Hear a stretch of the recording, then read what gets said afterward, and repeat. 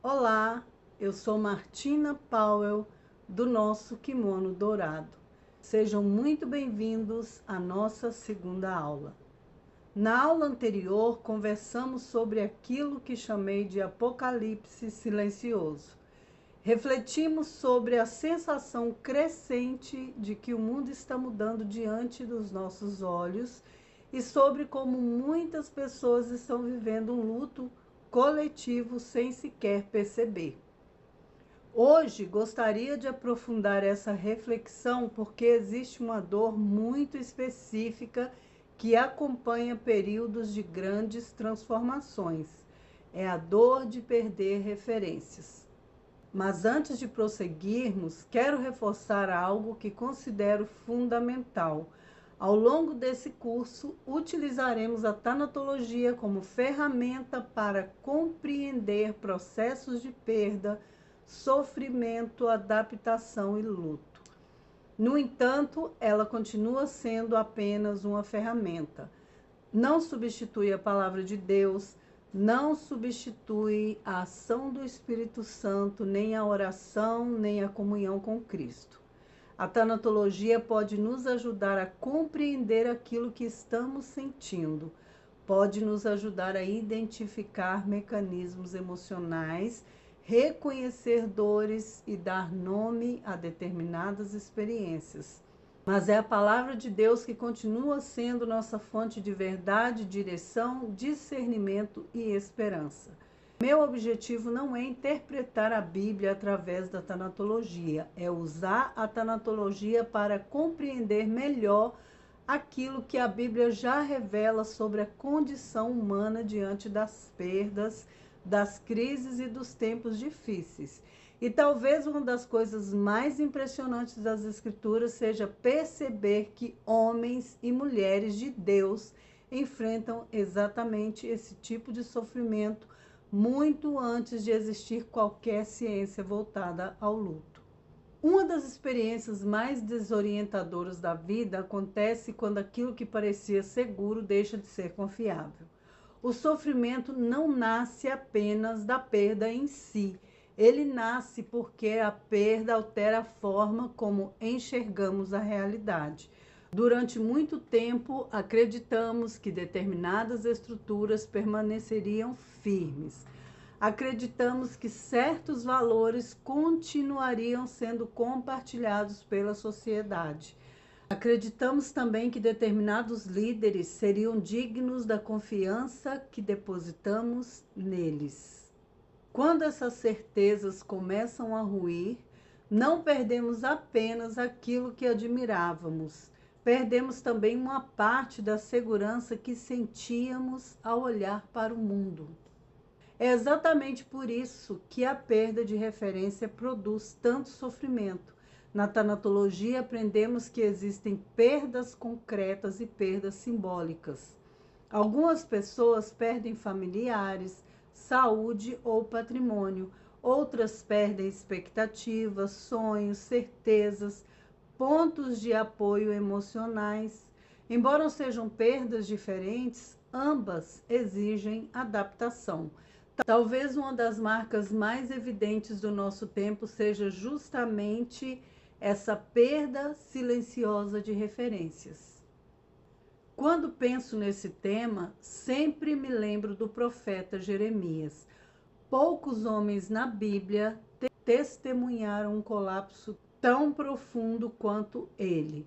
Jeremias viu Jerusalém caminhar para a destruição, viu o povo ignorar os alertas de Deus, viu o templo ameaçado, viu a decadência moral, espiritual e política avançar diante dos seus olhos, mas talvez a parte mais dolorosa tenha sido perceber que muitos continuavam acreditando que nada aconteceria. Os falsos profetas repetiam mensagens tranquilizadoras, diziam que tudo ficaria bem, garantiam que não haveria juízo, alimentavam a esperança de que a normalidade continuaria. Mas Jeremias via algo diferente. Ele via uma sociedade adoecida que se recusava a reconhecer sua condição. Quando lemos o livro de Lamentações, encontramos um homem profundamente entristecido, não apenas pela destruição física da cidade, mas pela perda de tudo aquilo que representava identidade, segurança e pertencimento. Aquilo era um luto coletivo, e talvez seja justamente por isso que Jeremias fala tão profundamente ao nosso tempo. Existe algo particularmente difícil em viver períodos de transição histórica. Quando uma geração nasce em determinado contexto, ela aprende a interpretar o mundo a partir daquela realidade. Ela aprende determinados valores, determinado modo de viver, determinada forma de compreender família, autoridade, espiritualidade e comunidade. Mas quando a sociedade passa por transformações aceleradas, muitas dessas referências começam a desaparecer. E é aí que surge uma sensação difícil de explicar. Não é exatamente medo, nem tristeza, nem raiva. É uma mistura de tudo isso. É a sensação de que estamos perdendo algo importante sem conseguir impedir. Muitas pessoas carregam esse sentimento hoje. Elas olham para o mundo e percebem mudanças profundas acontecendo em praticamente todas as áreas da vida. E embora nem sempre consigam explicar o que sentem, vivem uma espécie de luto silencioso. Talvez um dos lutos mais delicados seja aquele que envolve a igreja. E aqui é importante fazer uma distinção. Não estou falando da Igreja de Cristo, estou falando das instituições humanas. Ao longo dos anos, tenho conversado com muitos cristãos que carregam uma tristeza difícil de nomear. Elas não perderam a fé em Deus, não deixaram de amar Jesus, não abandonaram as Escrituras, mas sentem que perderam algo que encontravam dentro das comunidades cristãs. Alguns sentem falta da reverência, outros sentem falta da simplicidade, outros lamentam a mercantilização da fé, outros se entristecem com disputas de poder, escândalos e manipulações dentro da igreja. Há também os conflitos geracionais em que os mais velhos sentem que perderam a igreja que conheceram, enquanto os mais jovens buscam formas de expressão que façam sentido para a sua geração. Independentemente da posição de cada pessoa, existe algo que precisa ser reconhecido. Muitos estão vivendo um luto espiritual e aquilo que não é reconhecido como luto frequentemente se transforma em ressentimento. A Bíblia nunca proibiu o lamento. Existe uma ideia equivocada entre muitos cristãos de que lamentar seria sinal de falta de fé. Mas basta abrir as Escrituras para perceber que isso não é verdade. Os salmos estão repletos de perguntas difíceis. Davi frequentemente expressa tristeza, medo, confusão e angústia diante de Deus. Jó questiona, Jeremias chora. Abacuque pergunta por que Deus parece silencioso diante da justiça. E o próprio Jesus chorou diante do túmulo de Lázaro. Isso nos ensina algo muito importante. A fé bíblica não exige que finjamos estar bem. Ela não exige que neguemos a dor. Ela não exige que escondamos o sofrimento. Pelo contrário, ela nos convida a levar a nossa dor diante de Deus, porque aquilo que é levado à presença de Deus pode ser transformado.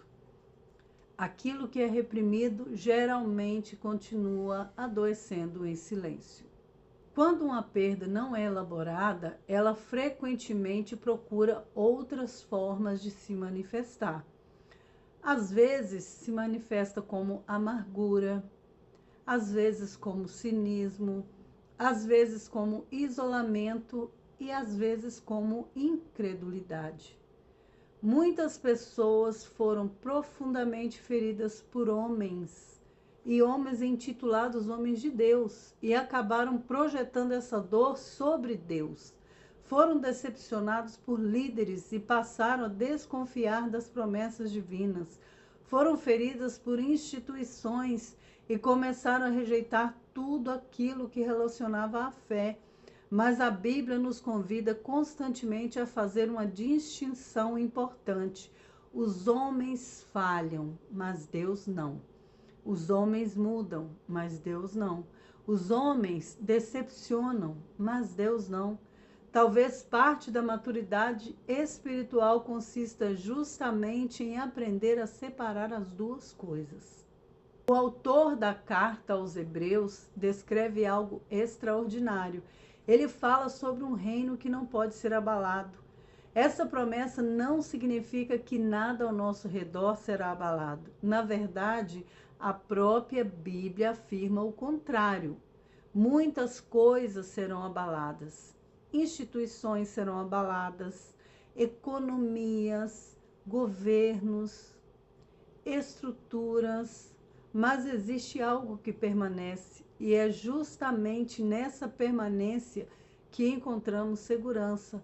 Talvez uma das razões pelas quais Deus permite que determinadas referências humanas sejam abaladas seja para nos lembrar de onde a nossa esperança nunca deveria ter saído. Nossa esperança não está nos sistemas humanos, nossa esperança não está nas instituições, nossa esperança não está nos líderes, nossa esperança está em Deus. E aquilo que está fundamentado nele permanece mesmo quando tudo ao redor parece desmoronar. Gostaria de encerrar essa aula convidando você a refletir sobre uma pergunta. Existe alguma referência que você perdeu nos últimos anos e que nunca permitiu a si mesmo lamentar? Talvez tenha sido uma liderança, uma instituição, uma expectativa, uma imagem idealizada da igreja, talvez uma sensação de segurança que já não existe. Reconhecer essa perda não é falta de fé, pelo contrário, é o primeiro passo para impedir que ela se transforme em amargura. Jeremias lamentou, Jó lamentou, Davi lamentou, Jesus chorou. Talvez você também precisa reconhecer diante de Deus aquilo que perdeu, não para permanecer preso à dor, mas para permitir que Deus transforme essa dor em maturidade, discernimento e esperança. Muito obrigada por ter caminhado comigo nessa aula. Na próxima aula vamos falar sobre uma das fases mais comuns do luto coletivo, a negação. Por que tantas pessoas continuam acreditando que tudo voltará a ser como antes? E o que acontece quando nos recusamos a reconhecer que determinadas perdas já aconteceram? Eu sou a Martina Powell, do Nosso Kimono Dourado. Que Deus abençoe você e que mesmo em tempos de instabilidade você encontre segurança naquele que permanece o mesmo ontem, hoje e eternamente. Até a próxima aula.